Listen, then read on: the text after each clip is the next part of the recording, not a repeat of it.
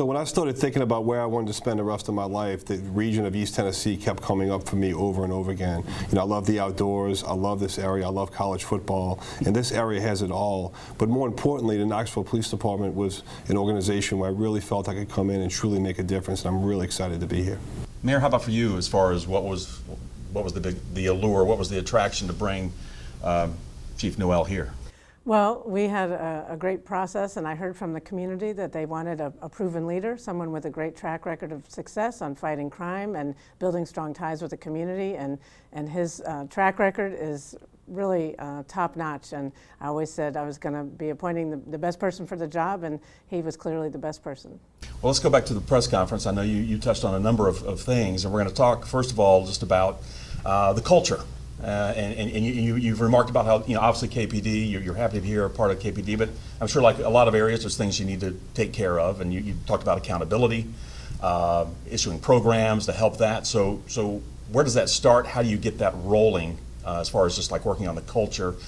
We've had some issues, allegations of sexism, racism.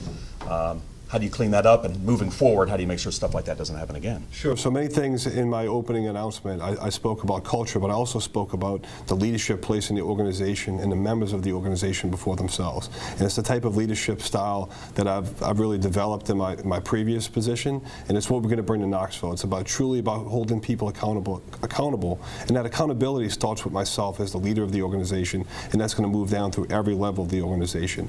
Another program that we're going to start on day one is ABLE, Active Bystandership for Law Enforcement, which is a program that started in New Orleans, but it's now in over 200 different police departments all across the country. And it's about giving officers the tools and teaching them to prevent mistakes, prevent misconduct, but also promote employee wellness as well within the organization. And that's going to be the beginning catalyst to, I don't want to say change the culture of the organization, because I think this organization has a good culture, but continue to improve and build upon the existing culture that we have and make it better. Any examples of how that happens? Is it more sitting them down? Is it more like classwork, or is it, how do you get that, and how do they respond to that? So the ABLE training is a two-part process. So the first part is actually classroom training, teaching the science of active bystandership. And there really is a science behind it. It was developed by Dr. Irvin Staub, who was actually a Holocaust survivor. And he teaches people how to be an active bystander. And we think most of us are active bystanders, but the research shows that most of us are not. Most of us are passive bystanders. But we can teach them how to do it. So we teach the science in the classroom is the first part. But the second part is actual role-play scenarios where we simulate officers being in situations where they'll have to intervene, just like we would go on a firearms range and repetitively train over and over again how to use our firearm properly, how to defend ourselves, how to interact in certain situations. We do the same thing in these scenario-based trainings. And the beauty of that scenario-based training is we have officers of different ranks within those trainings. So you may have a situation where a brand new police officer might have to intervene against a senior sergeant, a senior lieutenant. And that's so important to create a culture where everyone in the organization, including me, it starts with me, is willing not only to intervene, but more importantly, willing to accept an intervention if it's offered. Yeah, because in some places, and I guess for every work area, that can be very difficult, especially if it's someone maybe who's a little bit higher up than you are on the food chain. Mayor, when you hear something like this, kind of your thoughts on this kind of approach? Yeah, well, obviously his ability to implement ABLE here in Knoxville Police Department is a big reason, one of the many reasons I think he's a great chief for our community. It's going to build on the positive traits that we already have in our police department and just empower people to make those ethical decisions every day, whether it's interacting with the community or interacting with each other. That bystander stuff is going to really make a difference. Chief, something else we talked about was reaching out to the community, building those relationships. Obviously, I'm sure through the interview process, talking with the mayor, we last couple of years we've had some issues, especially surrounding one particular school with Austin East. Even had one incident where an officer, unfortunately, shot and the student died inside the school building. But just reaching out to those communities, building that trust, how do you go about doing that? So first of all, I'm going to be very visible within this community, just like I'm going to be very visible within the officers. When I met with the officers the other day, talked about how I'm going to be walking around, I'm going to be talking to them, and I will listen to them. Their opinion matters to me, so they're going to find value in how they feel. The community is going to be the same way. So I'm not even an employee here yet on the police department. I don't start until June 13th, but I've already been out in the community every day with the mayor, going to church services, walking around, talking to members of the community. Many people recognize me since the media coverage. It also probably pretty easy to pick up on my accent when they hear me talking. So people have come and walked up to me, and I've been speaking to members of the community all across Knoxville in all sectors of the community, and they're going to see me, and that's where we're going to start to build that trust.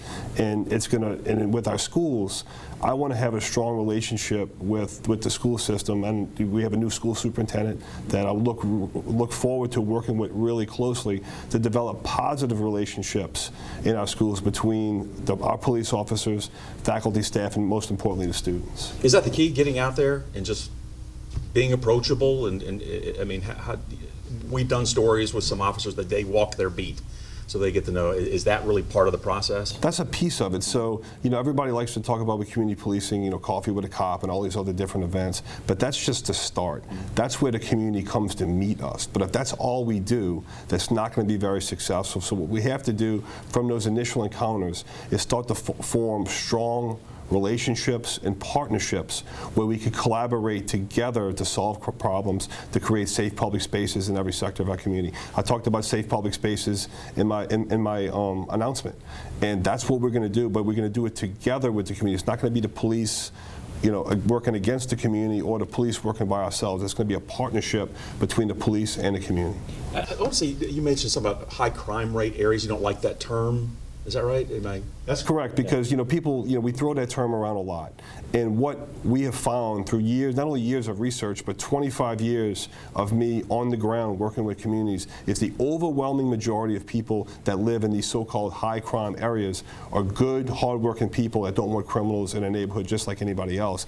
And they want to work with the police. They don't want to have the police come in like an occupying army. They want to work with the police to help make their neighborhood safe so they can walk out, enjoy their communities, and live safely, have a great place to live and raise their families. I think that in my past history, everything that we've done before we've started any type of program, we'll sit down with community leaders and faith-based leaders and talk about what we want to do together. So just like they say politics, all politics is local, well, the same thing is with policing. People really care about what's going on in their neighborhood, in their specific neighborhood. They don't really care, not they don't care, but they're not as concerned about what's going on across the city. They want to know what's happening in their community. So we will sit down with the faith-based leaders, those community leaders, and talk about what we want to do and the outcomes that we want to achieve, and more importantly, how we want to get there. So when I talked the other day, what I said was, violent crime reduction is going to be very important, but the methods that we use to get there are equally as important. And we need to make sure that the community is on board with everything that we can do, and that's where the collaboration, is involved in. Yeah, because I guess to a point you can either go, obviously people will say, well, we need to make more arrests, we need to be doing this, but in a community, sometimes they may be looking at it and saying, no, well, hang on a second. You need to, there's a fine line, I guess is what I'm trying to say, of how you approach this. Not overstepping a certain area, but at the same time, pushing it right up to that limit. We absolutely need a balanced approach. And what the mayor just said earlier, public safety is a two-way street, and absolutely is. And it cannot be the police department just doing this on its own. It needs to be a two-way street with members of the community working together to reach a specific outcome. Sure. Mayor, I want to ask you real quick, another segment here is as far as looking forward, adding to the staff, bringing more people in. I know you talked about pay raises and helping out there, and I know when you mentioned including or bringing more people on board, it got a huge round of applause. So, Mayor, first of all, let me ask you just the process, what you propose, what's out there to help out the chief here, really to be able to bring more people into the force. Yeah, obviously my budget proposal is for all city employees, but in particular, our police department is understaffed, and they're underpaid from starting recruits to people who are in 15, 20 years, our most veteran officers. So my budget proposal will bring them up to market which is something that's long overdue. And that, coupled with effective leadership and our new public safety complex and our program at Fulton High School, I expect that we will have full academies going forward, and that we're going to fully get up to our fully authorized force of 416, which our community needs, and that's what my expectation is. The mayor's budget proposal is really critical. This is a very competitive market here in East Tennessee, but all across the country. So the pay enhancements are going to be critical for us to be able to bring in quality police officers to add to the ranks of the Knoxville Police Department. We absolutely need to hire more people of color. We absolutely need to hire more females in the organization. And that's why creating such a positive culture within the organization is so important, because anecdotally what we know is the biggest recruiter is our own police officers. And when they say this is a great place to work, this is where you want to be, other people are going to come. And when the pay increases pass, then that's really going to help enhance our ability to recruit quality people. So is this all intertwined then? I know we touched on a couple things, the accountability, the culture,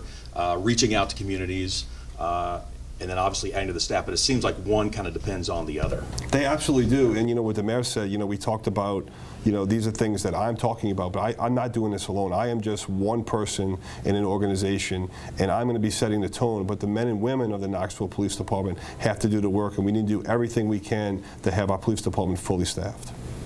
Mayor, have you